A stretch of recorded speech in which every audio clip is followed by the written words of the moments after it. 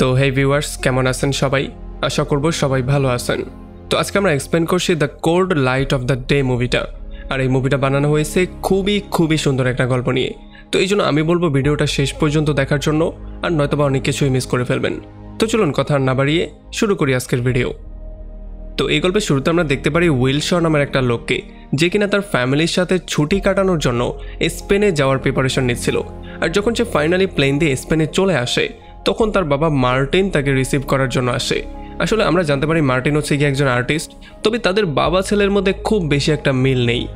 তবুও তারা একটা গাড়ি নিয়ে বেরিয়ে পড়ে সমুদ্রের দিকে, কারণ সমুদ্রের সেই জায়গা থেকেই তারা একটা বোট ভাড়া করে জার্নিতে বেরিয়ে পড়বে।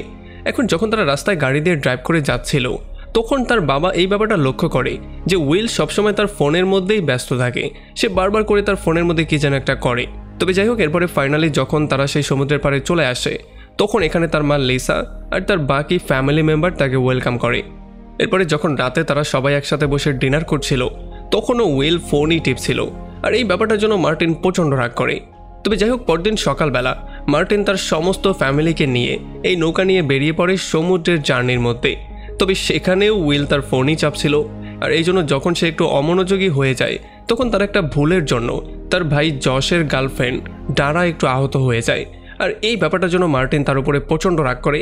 এই জন্য সে তার ফোনটা নিয়ে সরাসরি সমুদ্রের মধ্যেই ফেলে দেয়।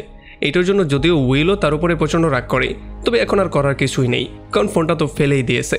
এই জন্য সে নৌকাটাকে সাইড করে একটা শহরের মধ্যে ঘুরতে বেরিয়ে পড়ে। আর তখন এদিকে মার্টিন এই ব্যাপারটা লক্ষ্য করে যে একটা স্পিডবোট সকাল থেকে শুধুমাত্র তাদেরকেই ফলো করছে। আর তখন এদিকে আমরা দেখতে পারি উইল যখন পুরো শহরটা ঘুরে আবারও সমুদ্রের পাড়ে ব্যাক করে, তখন আশেপাশের কোথাও সে তাদের নৌকাটা দেখতে পাচ্ছিল না। এটার জন্য সে প্রচণ্ড ভয়ের মধ্যে চলে আসে। আর আশেপাশের মানুষজনকে সে জিজ্ঞেস করা শুরু করে, তবে কেউই তার নৌকাটা দেখতে পাচ্ছিল না। আর পরবর্তীতে যখন সে পাশের বোটে গিয়ে জিজ্ঞাসাবাদ করে, তখন তারাও কিছু বলতে পারছিল না। তবে তারা তাকে পরামর্শ দেয় যাতে করে সে পাহাড়ের উপরে গিয়ে চেক করে, কারণ পাহাড়ের উপর থেকে পুরো সমুদ্রের একটা ভালো ভিউ পাওয়া যায়, যেখান থেকে সে তার বোটটা দেখলেও দেখতে পারে। আর যখন ফাইনালি উইল পাহাড়ের উপরে উঠে তার নৌকাটাকে চেক করার ট্রাই করে, তখন ফাইনালি সে নৌকাটা পেয়ে যায়। এরপরে উইল সাঁতার কেটে যখন তার বোটে আসে, তখন বোটের মধ্যে যাওয়ার পরে সে পুরোপুরি শক্ট হয়ে যায়। সে দেখতে পারে এই বোটটা পুরোপুরি খালি পড়ে আছে, এখানে একটা মানুষজন নেই। এটা দেখার পরে সে তাড়াতাড়ি করে তাদেরকে খোঁজা শুরু করে। তবে যখন সে কোথাও তাদেরকে পাচ্ছিল না, তখন সে এই ব্যাপারটা ক্লিয়ার হয়ে যায় যে এখানে বড় কোনো একটা সমস্যা হয়ে গেছে। এই জন্য সে সময় নষ্ট না করে দ্রুত চলে আসে এখানে পুলিশ স্টেশনে। আর এখানে এসে কমপ্লেন করার ট্রাই করে। তবে পুলিশরা কার্ড খেলছিল, ফুর্তি করছিল, তার কথা কানেই তুলছিল না। তবে যখন উইল তার পুরো নামটা বলে, তখন তারা সবাই একটু শক্ট হয়ে যায়। আর তারা দ্রুত এই ব্যাপারটার জন্য অ্যাকশন নেওয়ার ট্রাই করে। তো এরপরে উইল কিছু পুলিশ অফিসারের সাথে দ্রুত চলে আসে সেই জায়গায় যেখানে তাদের বোটটা ছিল। তবে এখানে গিয়ে সে দেখতে পারে অলরেডি কেউ তার জন্য ওয়েট করছিল। আর এইটা দেখার পরে উইল ক্লিয়ারলি বুঝতে পারে যে এখানে কোনো একটা ঝামেলা হয়েছে। এই জন্য সে দ্রুত পুলিশদের থেকে পালিয়ে তাদের গাড়ি নিয়েই পালানোর ট্রাই করে। তবে পুলিশরাও তাকে ফলো করা শুরু করে। আর একটা পর্যায়ে ফাইনালি তাকে গিয়ে তারা ধরেও ফেলে। তবে যখন তারা তাকে পেটাচ্ছিল, তখনই পেছন দিয়ে মার্টিনও চলে আসে, যে কিনা তাদেরকে আচ্ছা রকম ধোলাই করে ফাইনালি উইলকে সেভ করে সেখান থেকে পালিয়ে চলে আসে। আর গাড়িতে মার্টিন উইলকে বলে যে আমি নর্মাল কোনো আর্টিস্ট না, আমি হচ্ছে একজন সিআইএ অফিসার। আমি 20 বছর ধরে সিআইএকে সার্ভিস দিচ্ছি। তবে এখন সিআইএর কিছু গোপন নথি আমার কাছে আছে, যেগুলো পাওয়ার জন্য সিআইএ আমার পুরো ফ্যামিলিকে কিডন্যাপ করে নিয়ে গেছে। এখন এই ব্যাপারগুলো শোনার পরে উইলও পুরোপুরি শক্ট হয়ে যায়। তবে তখনই মার্টিনের কাছে ক্রেক নামের একটা মহিলার কল আসে, যে কিনা তাকে তার সঙ্গে মিট করতে বলে। তবে সেখানে যাওয়ার আগে মার্টিন উইলকে নিয়ে একটা অ্যাপার্টমেন্টে চলে আসে, যেটা কিনা ছিল তার পার্সোনাল অ্যাপার্টমেন্ট। এই অ্যাপার্টমেন্ট সম্পর্কে এখন পর্যন্ত কেউ জানে না। এখানে এসেই তারা কিছু অস্ত্রমাস্ত্র কালেক্ট করে।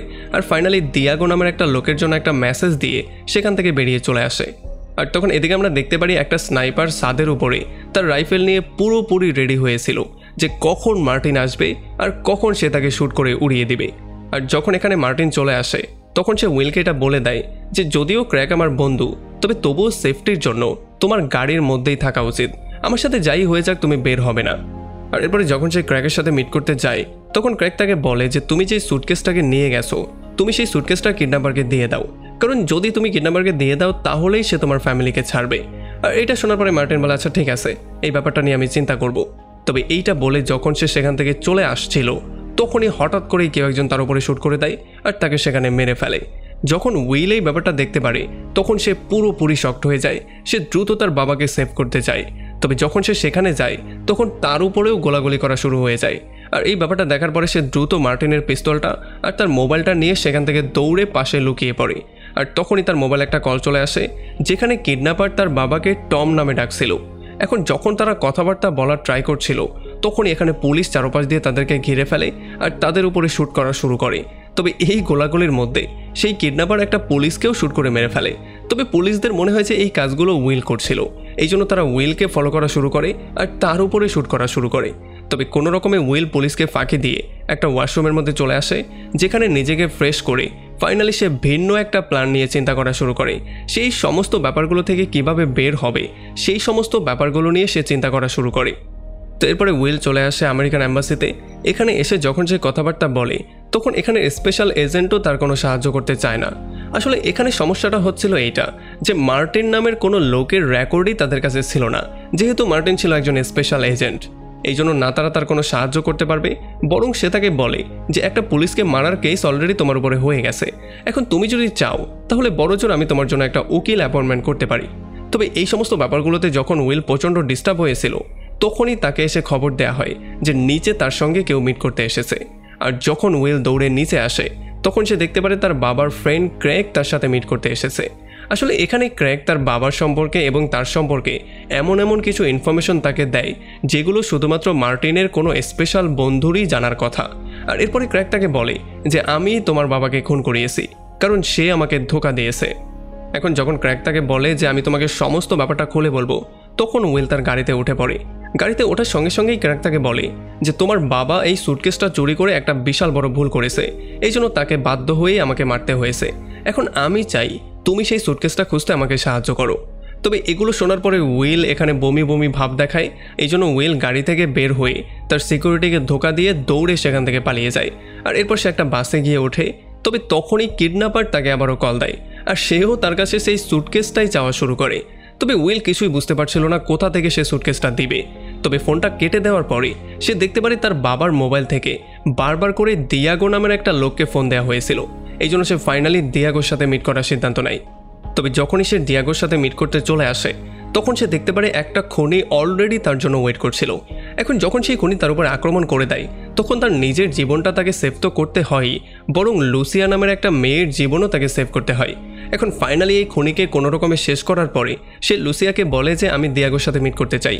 আর তখন লুসিয়া বলে যে দিয়াগো আমার আঙ্কেল হয়, আমি তোমাকে অবশ্যই সেই পর্যন্ত নিয়ে যাব, তবে আগে তোমার ডিটেল আমাকে বলো। আর যখন সে তার ডিটেল তাকে বলে তখন সে ফাইনালি তাকে তার আঙ্কেলের কাছে নিয়ে যাওয়ার জন্য বেরিয়ে পড়ে। তবে যখন তারা তার কাছে যায় তখন তারা দেখতে পারে অলরেডি দিয়াগোকে কেউ খুন করে দিয়েছে।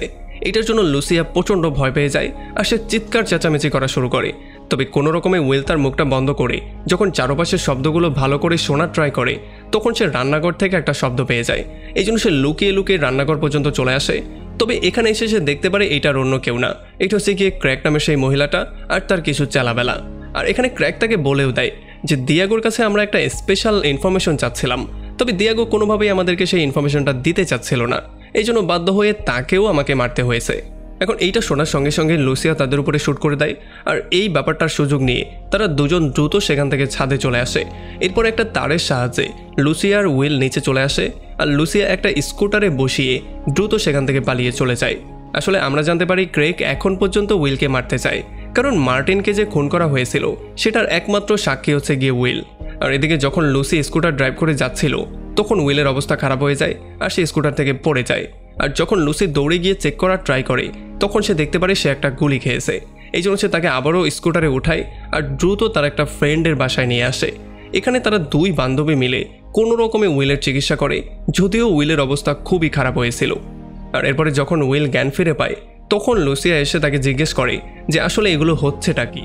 আর যখন ফাইনালি তার বাবার পিকচারটা সে দেখতে পারে তখন সে ফাইনালি তাকে চিনতে পারে। আর সে বলে যে টমকে তো আমি চিনি, তবে হ্যাঁ তুমি কেন তাকে মার্টিন বলে ডাকছো? এই ব্যাপারটা শোনার পরে উইল পুরোপুরি শক্ট হয়ে যায়। আর উইলের মনে হয় যে হয়তোবা মার্টিনের সাথে লুসিয়ার কোনো এফআইআর ছিল। তবে লুসিয়া বলে যে না, মার্টিনের সাথে আমার মায়ের এফআইআর ছিল আর আমি হচ্ছে গিয়ে টমেরই মেয়ে। এখন এই ব্যাপারটা শোনার পরে উইল পুরোপুরি শক্ট হয়ে যায়। তবে এখন আর করার কিছুই নেই।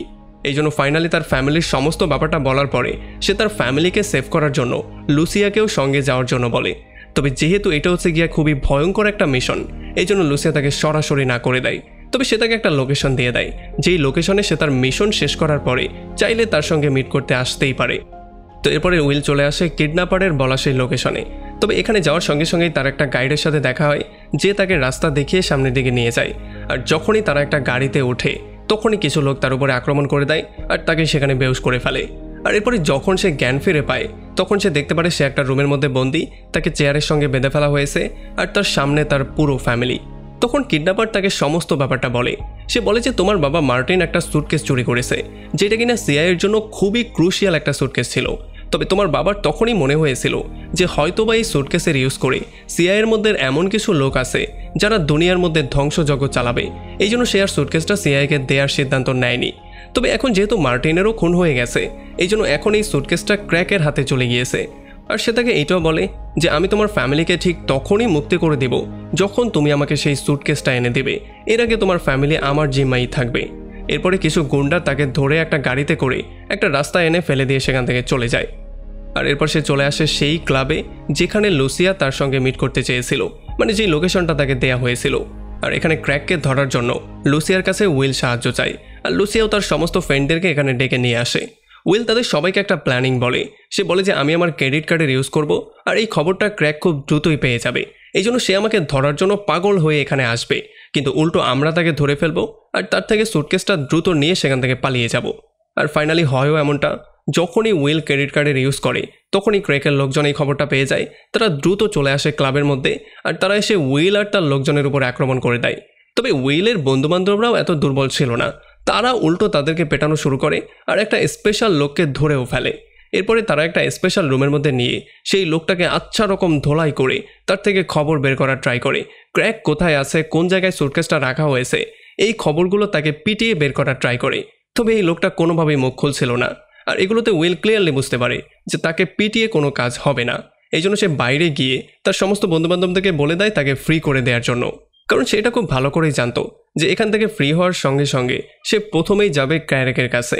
আর আসলে হয়ও এমনটা, যখনই তাকে ছেড়ে দেওয়া হয় তখন সেই ক্যারেকের কাছে চলে আসে আর তাকে ফলো করতে করতে তারা একটা বেসমেন্টে চলে আসে। আর এখানে এসে তারা এই ব্যাপারটা জানতে পারে যে ক্র্যাক আজকে সেই সুটকেসটা বিক্রি করার জন্য একটা লোকের সাথে ডিল করতে এসেছে।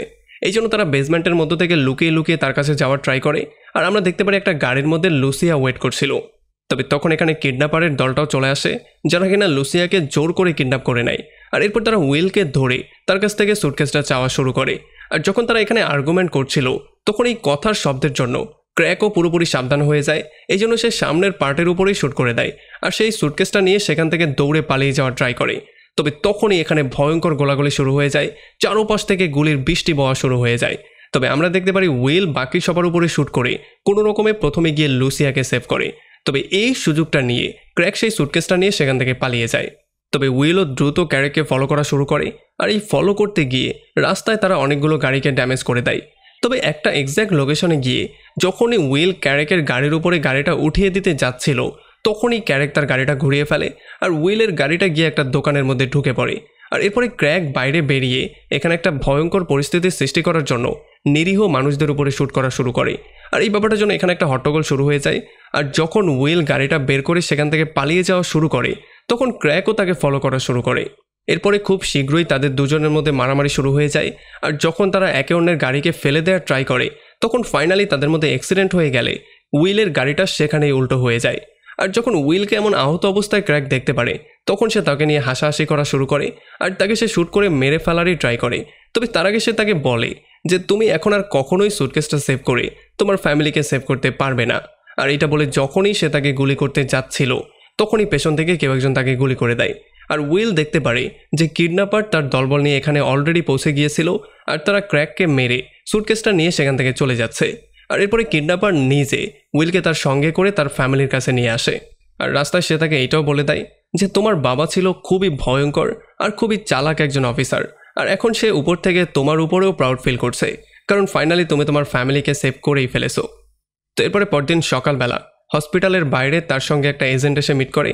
আর সে তাকে কিছু কাগজপত্র দিয়ে বলে যে যদি তুমি চাও তাহলে সিআইএতে তোমার বাবার জায়গায় তুমি কাজ করতেই পারো। তবে উইল তাকে সরাসরি না করে দেয়। তবে সে তাকে জিজ্ঞেস করে যে আসলে সেই সুটকেসটার মধ্যে ছিলটা কি। তবে কেউ তাকে কখনোই সত্যি কথা বলেনি।